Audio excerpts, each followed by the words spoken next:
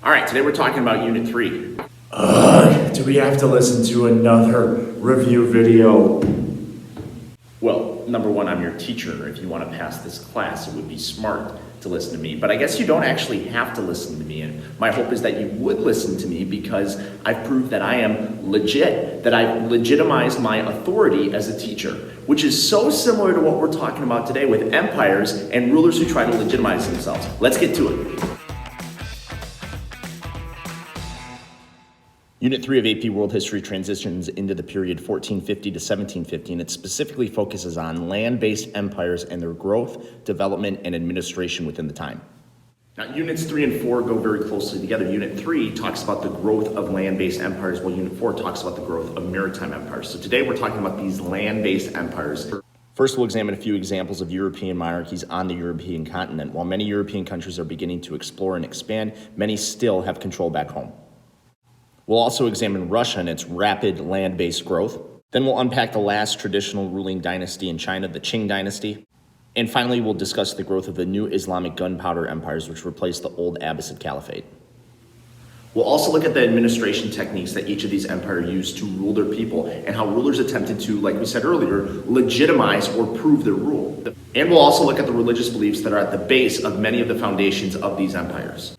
Our first example is the states of Europe. It's important to remember that before about 1450, Europe had been very divided in feudalism. But then some events happened that started to bring light to Europe and change the way that Europe actually functioned. Within the 1400s, the Black Death spread to Europe and subsequently killed 75% of the population. This put healthy workers in higher demand, eliminating the need for serfdom and the ability that kings and lords had to completely control serfs and peasants. The old medieval system of the penitential cycle and feudalism was also challenged by the events of the Crusades. European failures during the Crusades caused people to begin to question not only the Catholic Church, but also God. But the Crusades also opened up European worldviews, allowing new ideas to come into the continent for the first time. This triggered an overall rebirth of civilization in Europe, which we call the Renaissance. And the Renaissance brought new ideas of humanism, where people began to think for themselves and truly act in a way that supports themselves, not this greater system that was feudalism. The printing press played an integral role in this as it allowed people to read and learn for themselves for the first time. This shift away from the old ideas of the medieval system allowed for kings to become more powerful than they had been before. Kings had always had power, but it had always been checked by the Pope and the Catholic Church. But now with these changes in regards to humanism and the Renaissance, kings have more power. They are seen as the authority in Europe, and we're going to see several states that grow with this hereditary monarchy system in place. And most of these states believed in the concept of divine right, that their rulers had been chosen and put in place by God. Therefore, they had complete and total authority. We often call that absolutism. Examples include the Tudor family of England, who featured strong, powerful rulers like Henry VIII and Elizabeth I. Or the Habsburg family, who would go on to rule Spain, the Holy Roman Empire, and eventually Austria. Even Charles V, who ruled both Spain and the Holy Roman Empire at the same time. Or the powerful Valois in France, who featured Louis XIV, maybe the most absolute monarch in world history. Because of their widespread belief in divine right, as well as their centralized power and their ability to accumulate massive amounts of wealth in the new capitalist economic systems of Europe, these European monarchs had complete and total power to do whatever they wanted within their states, and many of them remained unchecked, which brings this unprecedented amount of power to Europe. All right, here's what you need to know. European monarchies had reached an unprecedented amount of power because of their Black Death and the Renaissance. These hereditary monarchies will remain in power and have more power than before because of the wealth and their ability to centralize power through divine right. These examples include England, France, and Spain and the Holy Roman Empire. Newsflash from Russia. It's still cold. It's also actually really dark in the sense that Russian civilization has kind of stopped. Now, the concept of Russia as we know it is not anything in existence yet. There was a group of people called the Kievan Rus that was a combination of people of Viking descent and Slavic descent that had ruled in an area that's actually more like Ukraine. And many of these people believed that because of a marriage from one of their rulers to a daughter of one of the last Byzantine empires, that they were actually inheritors of the Byzantine Empire. The dream was never realized because these people of the Kievan Rus were quickly conquered by a group of Mongols known as the Golden Horde, led by Batu Khan. So Russia will be ruled by the Mongols for an extended period of time, but that all changes in the 1400s. Russian princes quickly united and were able to defeat the Mongols at the Battle of Kulikovo. This is the birth of Russian civilization, and they were led by Ivan III, who is often considered to be Russia's first czar. This Russian term czar is actually the Russian word for Caesar or king, and it kind of shows the roots that the Russians believed they had and the ties they had back to the Roman Empire. But subsequent czars would also be absolute rulers, and they could pretty much do whatever they want to expand political power. This would allow Russia to very quickly become one of the most powerful countries and land-based empires in the world. Russian expansion is often attributed to Ivan IV or Ivan the Terrible, who, despite his fits of rage and paranoia, expanded Russia eastward, gaining a lot of territory north in what was considered to be Siberia. Ivan was so paranoid, he even created a secret police force that allowed him to kind of keep an eye on people throughout Russia. But Ivan's also credited with keeping Mongol influence out and preserving this new Russian heritage. Yet it wasn't until Peter that Russia truly became a world power on the same status of the European feudal monarchies. Peter, who had spent time studying and living in France and England, believed that Russia was greatly behind the rest of the world when it came to culture and technology. Peter believed that the Russians were still in the Dark Ages in many senses and that they lived in an old barbaric lifestyle. So he did things like cutting off beards so that the men didn't have this connection to old Russia and introducing new Western clothing that actually didn't really fit the cold, frigid climate of Russia, but it represented culture. But even more so, Peter believed that the key to being Western and being like those powers in Europe was to have a modern navy, something Russia didn't have because it didn't have access to warm water. So through a series of wars and conflicts, Peter will expand Russia to the point that it does have water access in northern Europe. Thanks to Peter's efforts in modernization, Russia by the 1700s had one of the largest land-based empires in the world. So what you need to know about Russia is that it was a combined Asian and European influence thanks to the Mongols, and the efforts of Ivan III and Ivan IV led Russia to overall expansion and freedom from the Mongols. But it was Peter the Great who brought westernization and status to Russia as a land-based empire. We've discussed at length the impact that the Mongols have on the modern world, and like we just saw, they had an impact on the making of modern Russia as well. But they also had an impact on making modern China. For years, the Yuan dynasty, which was actually Mongol leaders like Kublai Khan, ruled China. But it was later in this period that the Ming dynasty fought off Mongol invasion and made China Chinese again. This dynasty was relatively progressive as it began to participate more in foreign trade. We'll unpack that more in Unit 4, but the Ming were very involved on an international level. Until, ironically, they got invaded by a group of technically Chinese individuals from the north called the Manchus, who established a new dynasty in China called the Qing dynasty. Foreigners, and because of that, they often resented the traditional Chinese culture or Han culture and tried to purge it from China. The end result was a more centralized version of Chinese dynasties than we've seen in the past, one that was also more progressive and willing to interact with nations around the world, which again we'll unpack more in Unit 4. The height of the Qing dynasty came in the 1600s as Emperor Cain expanded the Qing dynasty to its height geographically speaking, while also made it an economic power and one that was very educational and art-focused. Both the Ming and Qing dynasties were reactions to the former Mongol rule, and really both tried to restore and defend China and began to embrace Western trade and involvement on a world stage. But the influence of the Mongols doesn't stop there. They also dramatically changed the way Muslim empires functioned in the Middle East.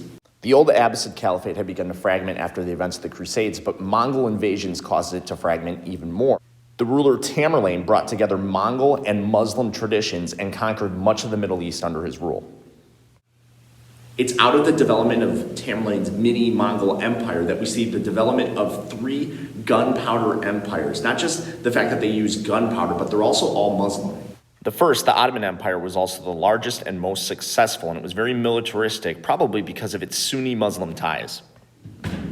The Ottomans can certainly be characterized by their strict Sharia law and aggressive expansion into predominantly Christian European lands. This rapid expansion was announced to the world in 1453 when Sultan Mehmed II conquered the city of Constantinople and began knocking on the European door as the Ottoman Empire. While Suleiman I pushed further into Europe in the 1520s, eventually in 1683 the Ottomans did fall at the siege of Vienna and failed their conquest of Europe.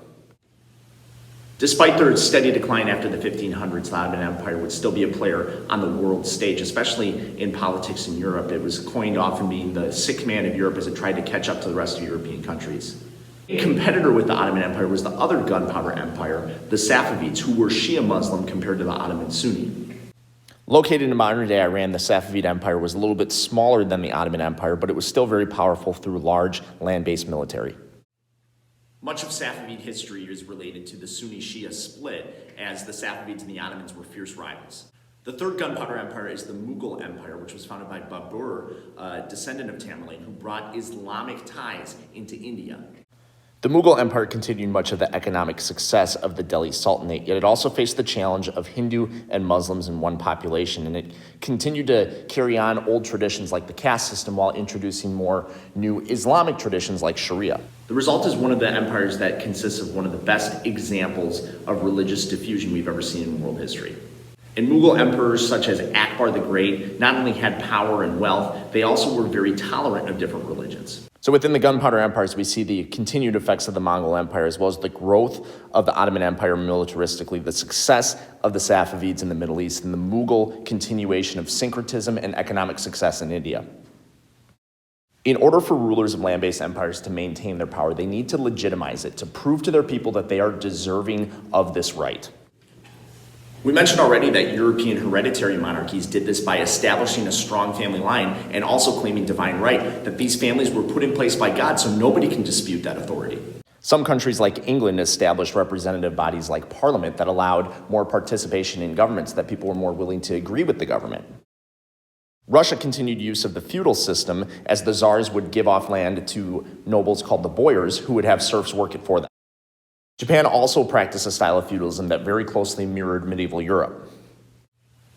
Yet still, one of the best ways to legitimize power remains the use of power, or the show of force, which many rulers will use to intimidate their people into following them. For example, when he returned home from his studies in Europe, Peter the Great executed a number of the Streltsy, Russia's imperial guard, who had rebelled from him in the past. This often signifies Russia's transition into the modern era. The Ottoman Empire, which ruled over predominantly Christian lands, used a system called devshirme, in which they would take young Christian boys and convert them into Islamic Muslim elites known as janissaries. Yet maybe the most effective means of demonstrating and legitimized power is to show off wealth, and many people did this through building monumental architecture. Buildings have the capability of allowing a ruler to be remembered, to encase him or her in their glory. It can also signify the power and wealth that a country truly has. Louis XIV's extravagant Palace of Versailles certainly symbolized France's wealth and power at the time. Peter the Great's construction of the city of St. Petersburg, which now gave Russia access to water, symbolized Russia's transition into a world power and into a European power. The Taj Mahal was a crowning achievement for Muslim architecture and showcased the wealth of the Mughal Empire in India. A common practice from many historic Muslim empires, including the Ottoman Empire, is the building of a mosque to symbolize conquest. This happened in Constantinople when the city became Istanbul. The largest church in the Christian world, the Hagia Sophia, was converted into a mosque. You can also signify your power by taking away the power of your people. How do you do that? You tax the crap out of them. Many of these land-based empires had different forms of taxation. One such example is tax farming, which was used in many of the gunpowder empires, where elites were given the ability to go around and tax all the other classes. And this allowed that elite class to continue to grow in power and therefore in favor with the ruler. China's Ming Dynasty established the single whip tax system, where all taxes had to be paid in silver currency, which we'll unpack more in Unit 4. While the methods certainly vary, all of these land-based empires certainly had different means in which their rulers were able to legitimize and prove their power to their masses, and therefore become even more powerful than possibly imagined. Yet all of these land-based empires are also built on certain foundational beliefs, genuinely tied to religion. Ever since the fall of the Roman Empire, Europe had a specific tie to the Catholic Church. The Catholic Church remained as the highest authority. However, recent events began to change the Catholic Church's role and changed how many states looked at religion overall. Martin Luther's challenge of Catholic Church authority and doctrine led to the Protestant Reformation, in which new denominations or belief systems within the Christian Church emerged, quickly dividing Europe amongst different sides religiously. Europeans now had a variety of Christian belief systems to choose from, many that reflected the new humanist styles of the Renaissance. But this often resulted in military conflict, including major conflicts such as the 30 Years' War. Russia, especially under the Romanov dynasty and the Tsars, still believed that it was a continuation of the Roman Empire and therefore continued on many Greek Orthodox traditions through its connection to the Byzantine Empire. In the gunpowder empires, specifically the Ottoman and Safavid empires, we see the continuation of the use of the Quran and Islamic authority to govern life. We call that Sharia law. And yet the Ottomans and the Safavids, as mentioned, continue to conflict about who was right, the Sunnis or the Shias. However, in the Mughal Empire, as Hinduism and Islam began to collide, eventually new syncretic religions formed, such as Sikhism. Therefore, all of these land-based empires have foundational belief systems that contribute directly to the administration and success of the empire. So from 1450 to 1750, we see the growth of these large empires, and we see the techniques and the beliefs that they used to get to their height. These administration and legitimization techniques, as well as the belief systems they have, contribute directly to their overall success and allows the rulers and families to maintain their power. And as we'll see in Unit 4, there's so much going on internationally and economically at this time that contributes to all this, but we need an understanding of the political state of the world before we can get into that. So there you have it. That's the review on Unit 3. Unit 4 is coming soon. Stay tuned for that. Thanks for watching. We'll see you next time.